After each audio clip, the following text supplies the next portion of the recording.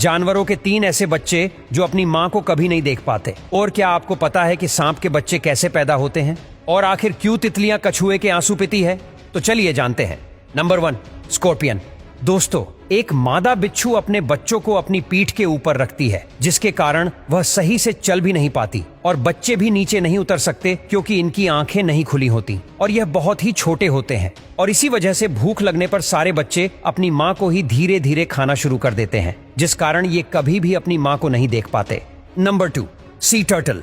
आपको बता दें कि पानी में रहने वाले कछुए अपने बच्चों को कभी नहीं देख पाते और ना ही बच्चे अपनी माँ को देख पाते हैं, क्योंकि एक मादा कछुआ अपने अंडे देने के लिए समुद्र के किनारे जाती है और अंडे देने के बाद खाना ढूंढने के लिए फिर से समुद्र में चली जाती है और यह पानी की गहराइयों में जाने के बाद यह भूल जाती है कि उसने अपने अंडे कहाँ रखे थे।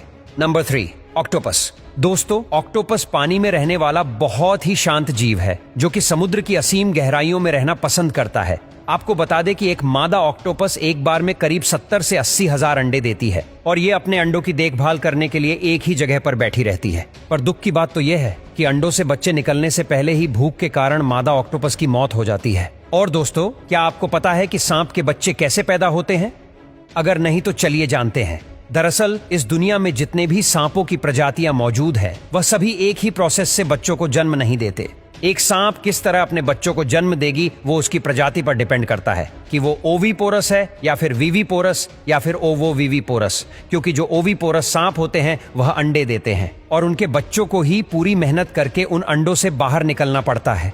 अंडों के अंदर जो बच्चे डेवलप होते हैं उनके मुंह में खास तरह के दांत होते हैं जिनका इस्तेमाल करके वह अंडे के शेल को तोड़कर बाहर आते हैं। वीवीपोरस प्रजाति के सांप अंडे नहीं देते, बल्कि उनके बच्चे योक्सेक के अंदर डेवलप होते रहते हैं और जब ये पूरी तरह से डेवलप हो जाते हैं तो सांप अपने बच्चों को जन्म दे देते हैं। वही ओवोवीवीपोरस सांप के मामले में यह प्रोसेस बहुत ही लंबा और डिफरेंट है। यहाँ पर सांपों के बच्चों को अपनी माँ के पेट से निकलने के लिए काफी मेहनत करनी पड़ती है, क्योंकि जब अपनी माँ के पेट में होते हैं तभी इन्हें अंडों के शेल को तोड़कर बाहर निकालना पड़ता है और ये खुद काफी स्ट्रगल करके पेट में से बाहर निकलते हैं।